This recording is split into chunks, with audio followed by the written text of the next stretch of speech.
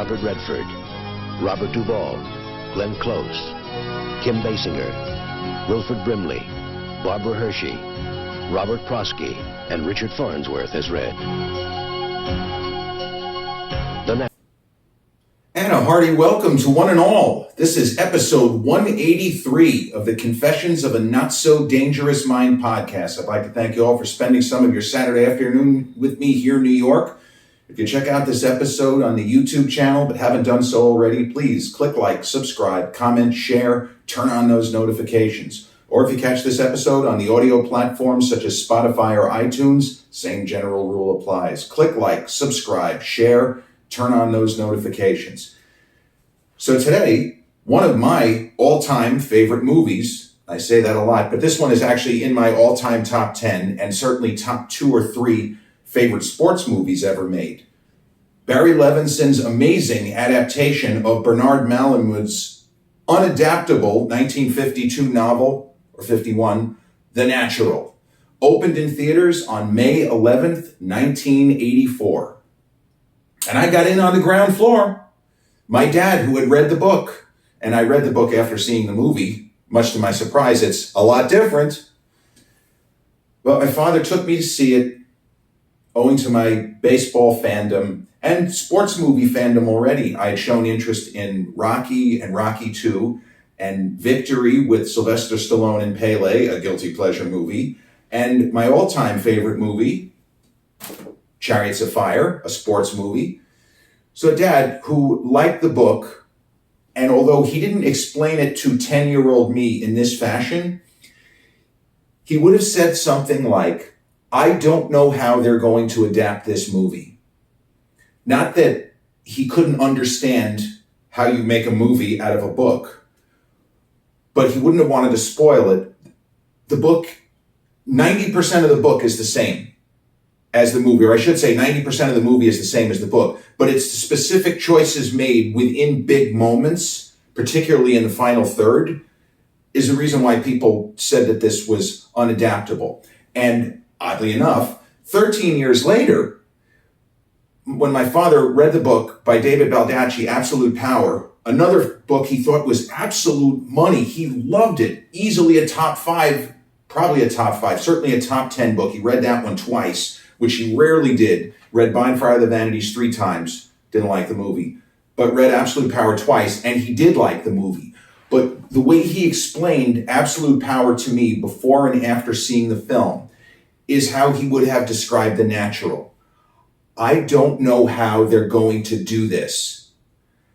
With Absolute Power, the issue was that the character Clint Eastwood plays is dead. Sorry, spoiler alert, he's dead halfway through the book. He's dead halfway through the book. When Dad said, oh, Clint Eastwood is making a movie, well, that character ain't dying halfway through the movie.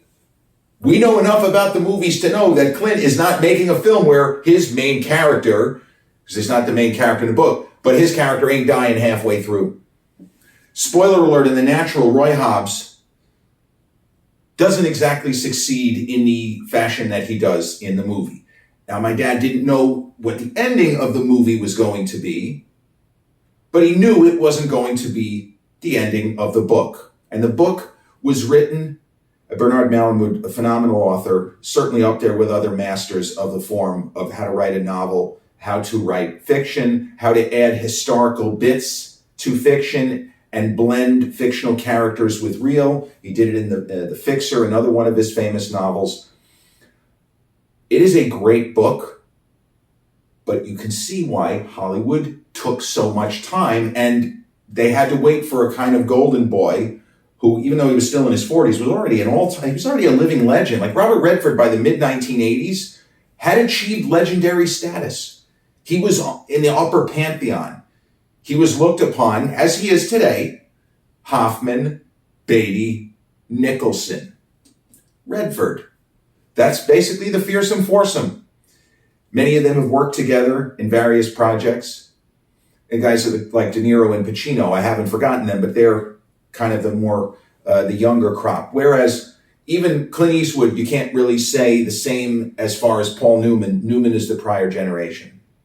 Clint and Gene Hackman, yeah, together, so to speak. And James Dean, if you want to get technical, but James Dean's been gone since 1955. He was 24 when he died, but they were all born within a number of months of each other. But the idea is, just watching the previews for this movie, I wanted to see it, and my dad, without reading anything, there's no internet in 1984, he knew intrinsically 41-year-old Alan Philip Cohen, who to me was already ancient at 41 because his hair had started to go gray. Yeah, Dad's really old. He's kind of, yeah, he's really old, 9 years younger than I am now.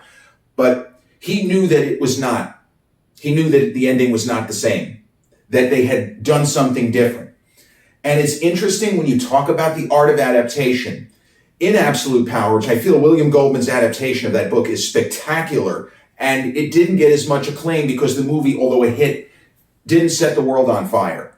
It is one of the better adaptations where they took a very successful novel and somehow got rid of the main character in the book, but kept to the spirit of the story and what the author was trying to do, in that case, David Baldacci. Bernard Malamud's whole purpose with The Natural, it was a pessimistic work, taking shots at the fact that baseball had been overrun with corruption in the first part of the century, the Black Sox scandal, which almost ended baseball were it not for George Herman, Babe Ruth. Baseball probably doesn't survive past 1925. Babe Ruth was like a deity. It's as if he was sent down by a celestial emissary to save America's pastime before anybody knew that it was going to become America's pastime. I am not exaggerating. The Black Sox scandal of 1919 is very much on the mind, and the idea of corruption is a huge element, even in the movie, but from a different angle. Even though it's a lot of the same mechanics of plot, it's not pitched at the same angle. For people who've seen the movie, you understand what I'm saying. Malamud's novel is about the idea that even if somebody has godlike powers, if they have zero character, they ain't going to make it. It won't matter. Or as the character of Gus Sands says in the movie, played so beautifully by Darren McGavin, who went unbilled because his name wasn't going to be above the title, I guess. You had a great gift of talent, but it's not enough. I think you're a loser. In the world of the book, truer words were never spoken. Because the Roy Hobbs of the book, if anything, is even more talented than the Roy Hobbs of the movie, even closer to godlike abilities.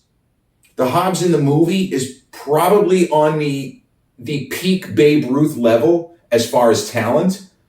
Peak Babe Ruth, the one who hit 393 with 54 or 59 home runs, and had been a pitcher that was one of the best pitchers anyone ever saw. The Hobbs in the movie is that. In the book, as a hitter, he's like Barry Bonds 2001, where if you pitched him, he's going to hit a home run. Just put him on base. Like he's at a whole other level of humanity and athletic ability. So that's the whole kind of backstory where they took Malamud's very angry and pessimistic and everybody sucks work and kept a lot of those elements, but tilted it in a different angle. Because the movie seems to be saying that natural talent is enough as long as you have character.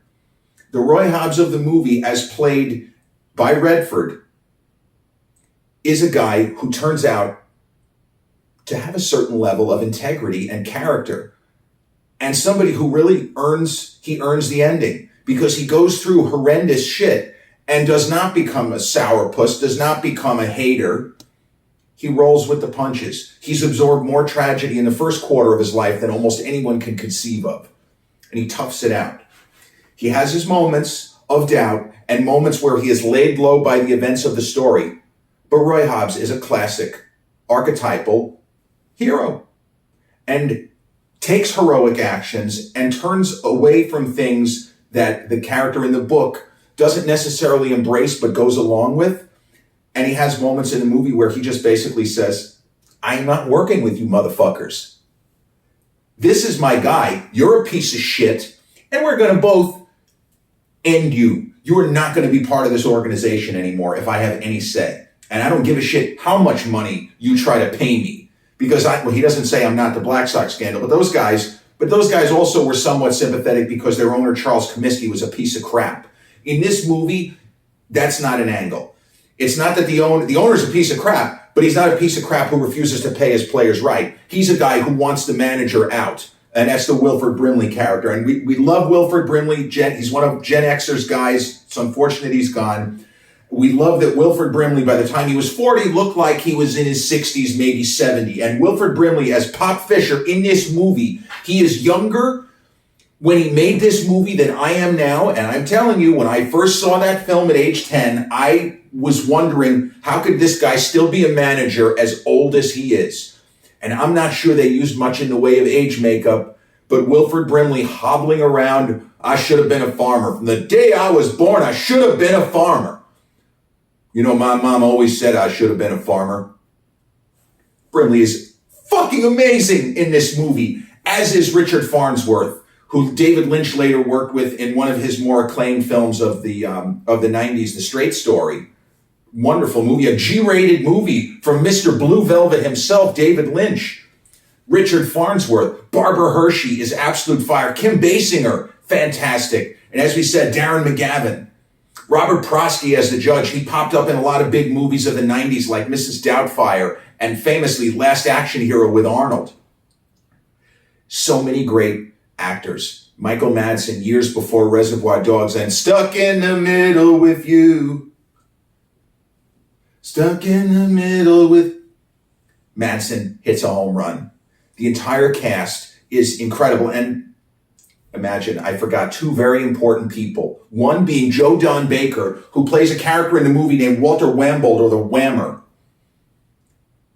A Babe Ruth clone, although he bats right-handed, but not a full Babe Ruth clone. This is where it gets tricky because Malamud was very, very cagey with how he did this. So the character of Walter Wambold would be like 1930s Babe Ruth, not the young Babe Ruth who was built like an athlete, but the Babe Ruth who was still prodigious as a hitter, but looked like not an athlete. Kind of looked like a guy that would just wander in off the street drunk after a bender and hit a couple of home runs. It was one of those kind of guys. Matt Stairs, a more current iteration. Guy looked like he was 50 pounds overweight, but still hit the hell out of the ball. So this character, Walter Wambold, who's clearly based on 30s Babe Ruth. The character of Roy Hobbs is more literal interpretation of Babe Ruth because he starts off, when we meet him, we don't know anything about the fact that he can hit home runs. All we know is that he's a pitcher, and in a high minor league or amateur league when he was, I guess, 17, he threw 6 no-hitters in one season. At Sabatog Valley is the name of the league. And the other extraordinary actor who is criminal that he did not get a Best Supporting Actor nomination, but he had just won Best Actor for Tender Mercies, Robert Duvall. Robert Duvall as sports writer, Max Mercy. It is an extraordinary supporting performance. To this day, I still can't tell you for certain, is Max Mercy a good guy or a bad guy? I think that he's somewhere in between. Duvall is extraordinary. It is, to me, his finest non-lead performance by enormous amounts. And he was good in so many movies. Deep Impact, which I just did an episode on the other day. He brings so much gravitas to that role. Even though it's absurd, it's popcorn, over-the-top gobbledygook, special effects heavy, early CGI green screen. Duvall is there delivering his lines as if he's in Shakespeare. And he sells it. And the sequences on the ship with actors like Ron Eldard and Blair Underwood, just because he's there, it's high art. Because this is a great actor, acting with his face, acting with his eyes, with the chuckle. He does it all in the natural. And he and Redford have a lot more scenes together than you would think. It doesn't appear to be a movie where you're going to have a very strange relationship between a sports writer and a sports star. But Max Mercy goes back further with Roy Hobbs than anybody. And that's why they have this weird symbiosis. It's like a Venom thing where it's mostly negative, but there are these moments where you realize that Roy Hobbs understands this guy, and Redford really brings it, because they could have done it where Roy Hobbs is antagonistic 100% of the time to Max Mercy, and Max Mercy is 100% of the time antagonistic to Roy Hobbs. They don't do that. That was a choice that Barry Levinson made, and it works. It's amazing. So, for those who haven't seen it, and interesting, the movie was not really a hit at the box office if we go by the old school standard of did it gross 3 times its production cost. It didn't. It barely grossed twice its production cost. So yeah, if it had been a $5 to $10 million budget and pulled 50, it's a hit, yeah. The film cost more like 25 million, and I don't know that it even got to 50. It got close. So people went to see it, and many people right away loved it and said, my God, this was amazing. But there were some major critics that hated the film. Roger Ebert, I don't think, ever came around on it. He didn't like the fact that he hadn't read the book, I don't think. It was just a fairy tale. It was a fable. He thought that he had been promised a baseball movie. And yes, it's about baseball, but it's not really about baseball. It's an Arthurian legend story in the guise of a baseball film. And hey, I thought it was incredible. I mean, I'm talking about it. This is one of my favorite movies of all time, but Ebert felt that he'd been promised a different movie, gave it 2 stars, and in his review, he explains beautifully, he's wrong, but he explains beautifully all the problems he had with the movie. It does this, it does this, it does this, it does this. And at all the points that he ticks off, I'm saying, brilliant, brilliant, brilliant, brilliant. Roger, you got this one completely wrong. I get what he was saying, but I just think that he had the wrong approach. Of course, it's a fairy tale. There can't be anybody this good. Somebody that's better than Babe Ruth. Somebody that is even better than 2001 era Barry Bonds, who would have hit 100 home runs or more if they had pitched to him more frequently. It just didn't work for him. And not only that, but Ebert was not that critical. He said it's somewhat entertaining, and a lot of people are going to go see it. Redford looks great. Leonard Maltin, he said it once in a review, and then he didn't repeat it in print because he kind of felt bad because it was a good line, but it was too much. They asked Leonard Maltin, who had been the ABC TV, at least here in New York, film critic. He wrote a number of books. He was a funny guy. What did you think of The Natural? He said they should have shot the director instead of Roy Hobbs.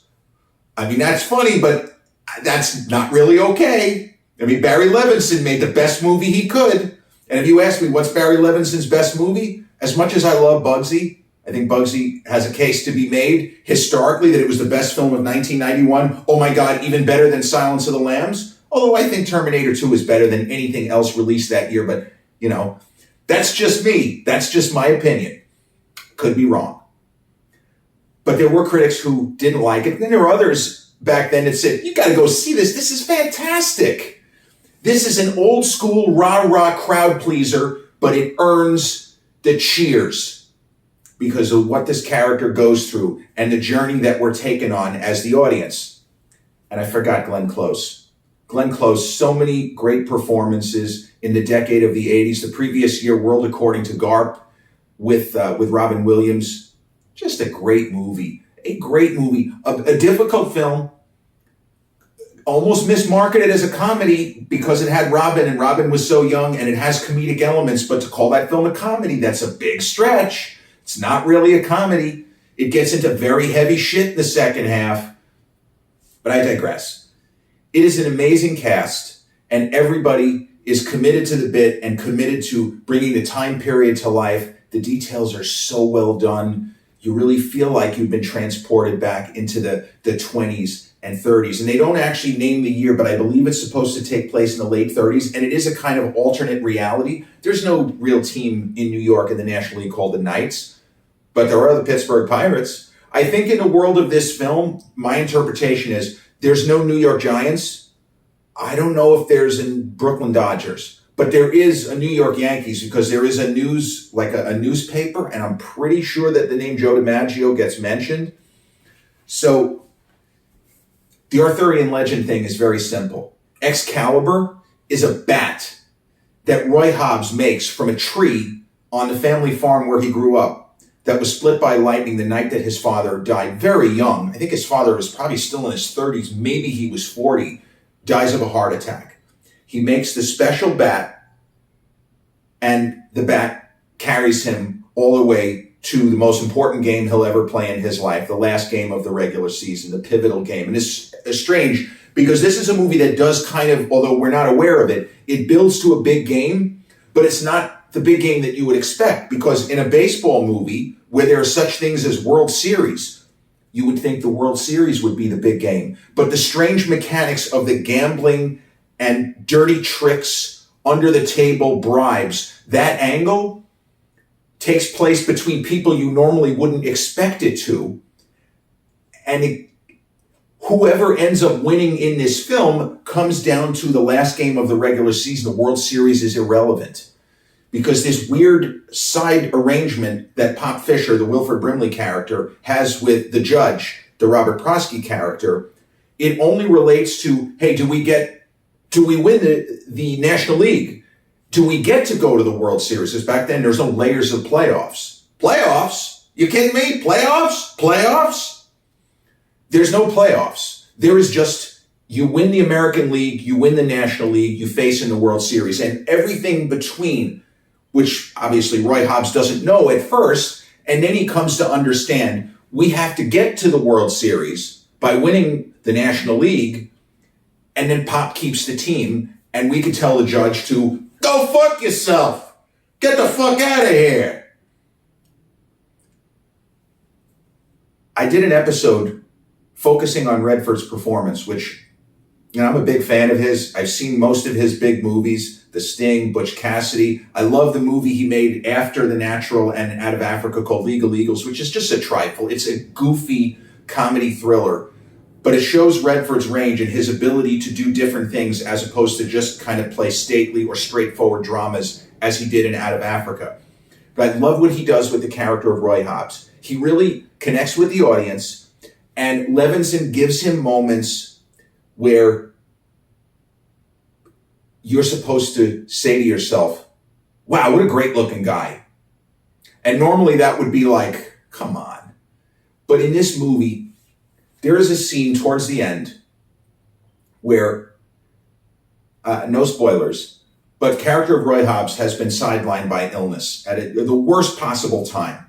And it doesn't look like he's going to even be able to suit up and play in this big game that I was just teasing, where everyone's fortunes, everyone connected to the New York Knights, their fortunes are dependent on, well, who ends up winning this game? And it's just one game. It's a play-in game. It's the movie version of the Yankees and Red Sox famously after 162 games. 162 games of the 1978 baseball season. The Red Sox had a 14-game lead on the Yankees in July and had a greater than 10-game lead at various points in August. And the Yankees made an unbelievable charge, an otherworldly charge, took the lead, and then the Red Sox caught them because the Yankees actually had a 3.5-game lead in September, and then they became mortal. The Yankees lost a bunch of games, and the Red Sox actually lost. They won their last 7 after having, coughed up a 14-game lead. And that regular season, to get to the postseason, the same concept that I'm talking about here, even though there was an extra layer of playoffs, the American League Championship Series back then, which still exists, but there's no wild card. Back then it was 4 teams in 1978, American League East, American League West. They play to see who goes to the World Series. But the Yankees and Red Sox finished the 78 season with identical 99 and 63 records. And in the world of the movie The Natural, the New York Knights, Roy Hobbs' team, Pop Fisher, the judge, Gus Sands, that's the kind of scumbag character that Darren McGavin, first movie after playing the old man in A Christmas Story, sons of bitches, bumfuses. Darren McGavin. That's a character he plays. He's involved in all of that because he's an incalculably wealthy gambler who, I get the sense he just likes to fuck with people's lives. He's just a troll. He is a heel. He is a bad guy. Or as we like to say in public life, not in terms of movies, Gus Sands is a bad actor. He's not someone whose hand is forced and does bad things. He's just a shitty guy.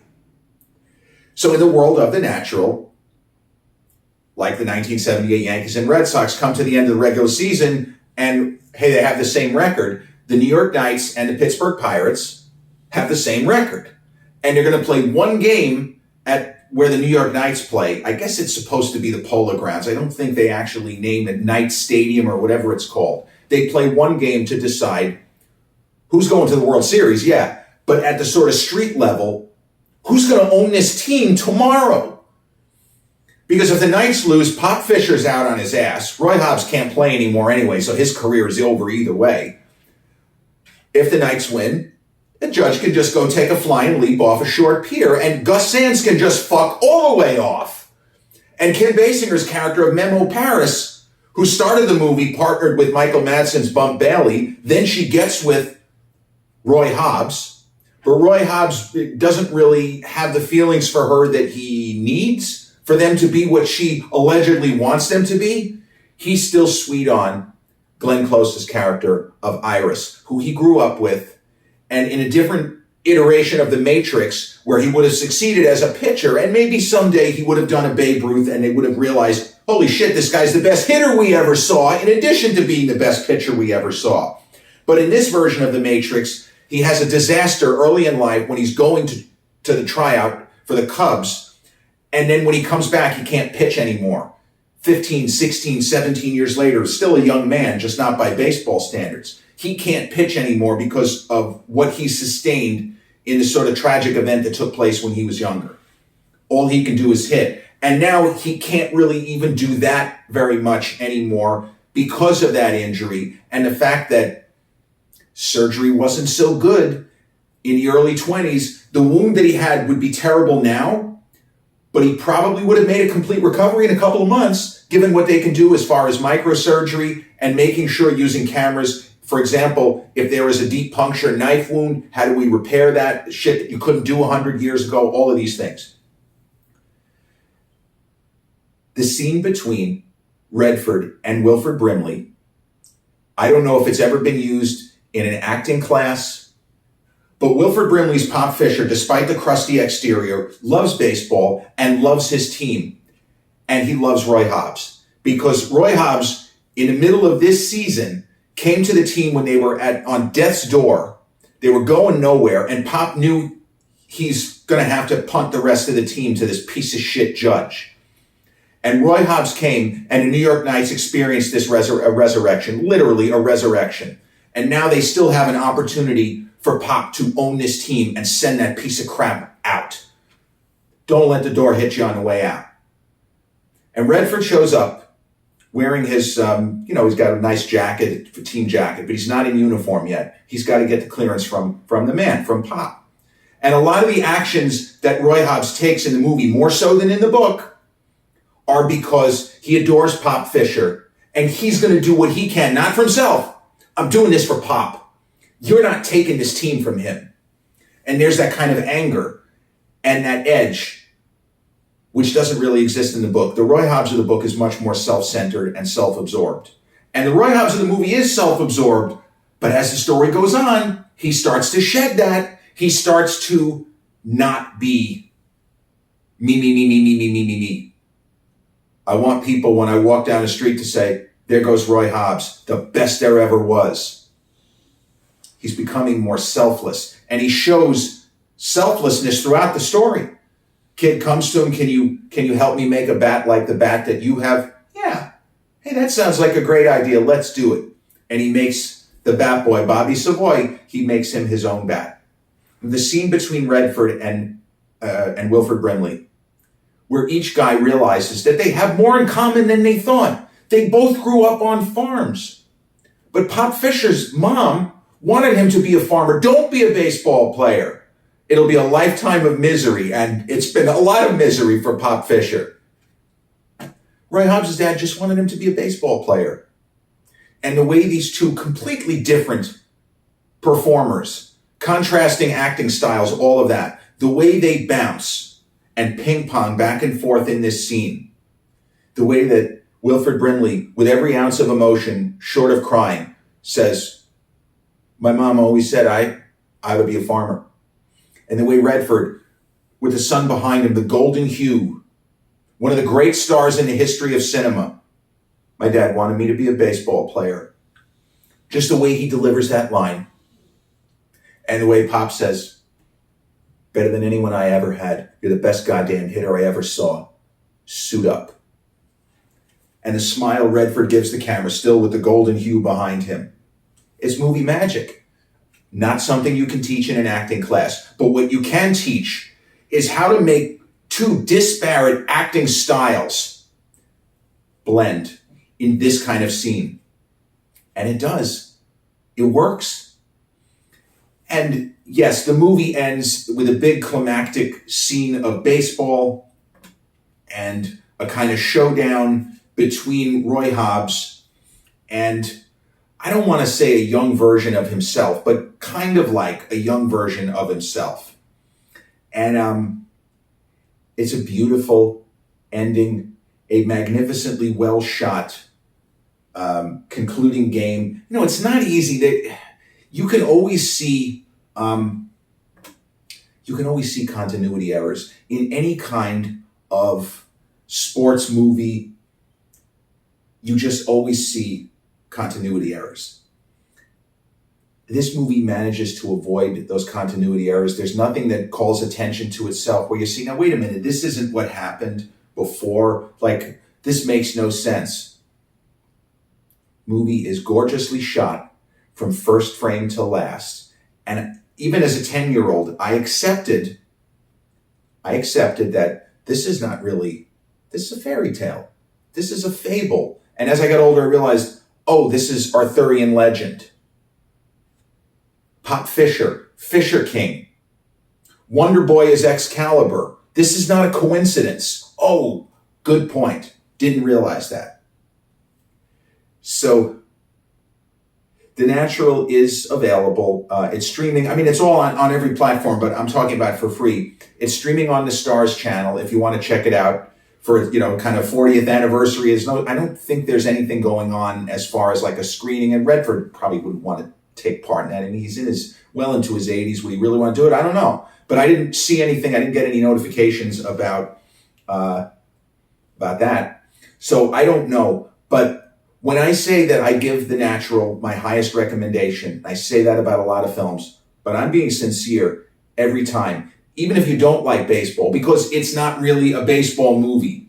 It does not take the sport of baseball as seriously as, for example, John Sayles' 8 Men Out about the Black Sox scandal, which is a very straightforward, realistic approach to a story of horrible treachery, the horrible treachery which nearly ended America's pastime before it even had a chance to become America's pastime. And that's one of the great, I'm probably doing an episode on that, one of the most underrated, underseen great films. Certainly the most underseen great baseball movie and great sports film. Absolutely.